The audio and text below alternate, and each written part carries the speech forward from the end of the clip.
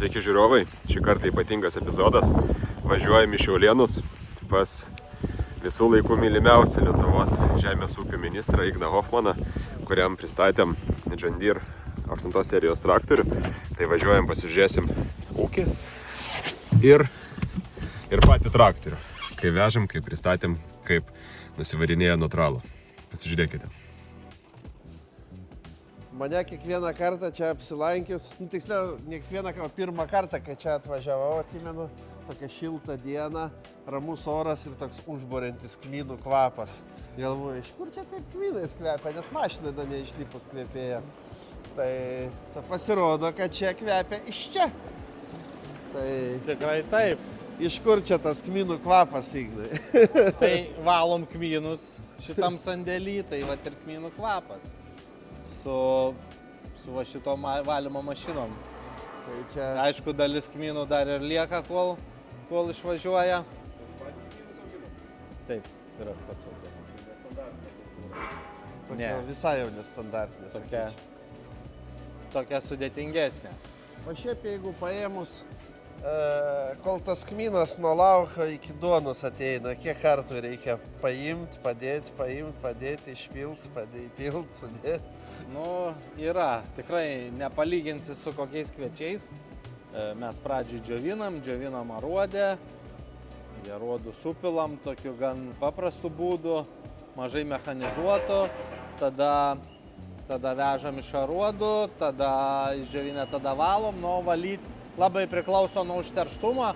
Kartais reikia valyti net iki 4-5 kartų tą patį kiekį praleis prie valomasias, kol pasieki švarumą. Labai priklauso nuo metų. Kmynų užterštumas labai priklauso nuo metų, nuo Kas lauko. yra pagrindinė piktžolė kmynė? Kas sunkiausiai siejama iš kmyno? Rugiagėlė. Rugiagėlė. Herbicidų nėra kmynams. Jokių, absoliučiai. Tai Problemų kelia, ekologiškas, aišku, vienu žodžiu. ramūnė kelia, bet ramūnė išsivalo. Mačiau Matėjuką augina. Tai, Matėjuką auginam. Jo. Tradicinės kultūros, aišku, ten rapsai, kviečiai, pupo žirniai, bet turim dalį ir tokių Čia, kad nebūtų įvairesnių. liūdna, kaip supranta. Taip, kad būtų iššūkių gyvenime. Tai čia, kas čia per mašina ir ką jinai čia daro? Srovelė bėga. Čia yra optinė valymo mašina, kuri išvalo mum produktą, sėklas pagal spalvas. Reiškia, kada mes mechaniškai nebegalim atskirti priemaišų, o mechaninis atskirimas gali būti pagal dydį, pagal ilgį, pagal svorį. Kada mes šito nebegalim padaryti, bet pavyzdžiui priemaišos skiriasi spalviškai, ne? Kmynas yra tamsus, o rugiagėlė balta. Mechaniškai negalim išvalyti, bet labai gerai valosi optiškai. Tai tada yra naudojama šita optinė valymo mašina. Ir jos veikimo principas yra maždaug toks. Srautas byra, srautą nuolat skanuoja kameros ir kada yra pastebima kamerų užfiksuojama priemaiša, kuri yra įprogramuota kaip priemaiša, oro srovė iššauna. Tai čia aš tai pasakiau labai paprastai, suprimityvintai patį principą, bet šiaip tai čia gana sudėtingas tas valymo algoritmas, nes čia labai daug yra parametrų, kurie turi įsiskaičiuoti, pradedant spalva, baigiant kritimo greičiu, oro srovės iššovimu ir taip toliau. Ir visą tai atlieka mašinos kompiuteris, kuris be abejo gali būti kažkiek valdomas net ir per atstumą. Tai kaip tenka įbert sėklas, sklendelės pareguliuoti iš akies. Ne. Čia ko gero pasiruošimas būna ilgesnis negu... Tikrai taip. Kimbrija tai yra Danų gamykla, bet būtent optinės valymo mašinas gamina Italijoje. Ir Lietuvos atstovai, kurie atstovauja Kimbriją, net jie nemoka sukurti programiškai filtrų. Ta daro italai.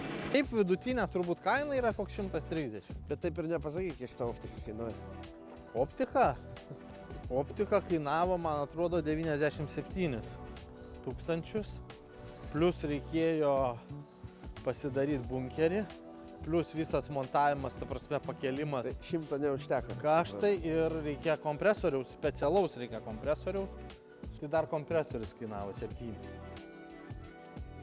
Tai ne kažką čia už tiek investavus, tai 100 eurų. Nu taip, čia. Bet atvažiavome iš čia šiaip nekminų šiandien pasižiūrėti. O kaip ten sako, reikia daryti nustebusi veidą. Žinau, iš kur tu turi čia neregistruotą traktorių. Tai čia, ar ne jūs kartais man atvežėt tą neregistruotą traktorių? Nu kaip ten? Pusiau nelegalų. Tu sakei, kad yra noras. O žinai kaip ten, jeigu yra norai, reikia dirbti darbus. Jeigu žmonės kalbasi, susitarė, susikalba, kaip ten sudėlioja visus taškus ant į ir laimingas klientas, kaip suprantu, traktorius teleportavosi iš Vokietijos į Šiaulėnus. Taip. Ir gan greitai. Tai kaip ten? Mažiau negu per 2 paras. Nu, tai rodo, Veslava, jūsų darbo efektyvumą. Mes gal ne visada viską spėjam, bet jau kai darom, tai darom iš pėties. Rimtai, iš karto, nesižaidžia. Pažiūrėjęs į traktorių, tai gali sakyti, kad važinėjo kunigas. Į bažnyčią ir atgal. Sakydavo man toks draugas, anksčiau, kai mašinom prekiaudavo, sako, nuėjęs į turgų gali pagalvoti, kad Vokietijai tik pensininkai ir kunigai mašinom važinėja. Tikrai taip. Kam toks galingas? Aš žinau. Tai, kaip ten sako, galios niekada nebus per daug. Tai galia rodo tavo darbo atlikimo spartą. Tai reiškia, o žemės ūkis toks ypatingas sektorius. Tu kartais turi labai ribotą laiką darbus padaryti, nes gamta vis tik jos koreguoja, o padaryti reikia viską laiku, tai galingesnis traktorius ir bus tam naudojamas spartesniam darbų atlikimui, greitesniam ir pagrindė žemės dirbimui bus naudojamas. Bet čia Ignas pasikuklino, šiaip jis turi labai daug užklasinės veiklos žmonių labui ir jam laiko tiesiog neužtenka dirbti kitų labui, tai jis sprendė biškį didintis padargus ir traktorių tam, kad galėtų greitai nudirbti darbus ir daugiau laiko dirbti visuomeniai. Ir daugiau laiko dirbti dėl kitų, ne dėl savęs. Taip. 7 metus dirbau dėl kitų. Tai tik 7 dirba. Jo. Tai va, kadangi jau Ignui atvežėm, tai jeigu galit nesikuklinti, kreipkitės, jeigu kažkas kažko nori. Mes kaip ir galim beveik visus svajonės išsipildyti. Jeigu yra noras ir galimybės, tai mes visą laiką galim padėti. Greitai svajonės išpildyti. Surast, atvežti, pralizinguoti, apžiūrėti, pačiupinėti. Viskas įmanoma. Reikia noro. Taigi tas padargai turi atskirą vietą ant betono. Ir pastogų. Ir pastogų, labai. Čia, aš galiu pasakyti, čia dar iš tų laikų, kai dar Ignas ministrų net nebuvo. Visi geriausi daiktai yra čia. O Igna, kaip su to plūgu čia? Nu va, plūgas. Kaip Penkių korpusų. Kaip Artūras. Ariu ir arsiu ir dar žinau, kur plūgų nupirkti. Kur plūgų gauti. Panašiai.